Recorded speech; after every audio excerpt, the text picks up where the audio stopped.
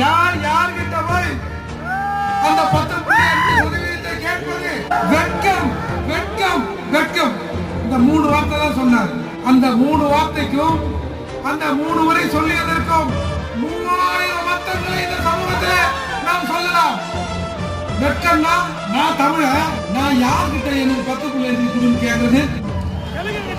இன்னொன்னு, நான் பெரும்பான்மை, நான் தமிழ்நாட்டில் பெரும்பான்மை சமூகமாக இருக்கிற நான் எண்ணிக்கையில் சிறுபான்மையாக இருக்கிற உன்னிடம் வந்து நான் 10.5 எனக்கு கேட்கணுமா?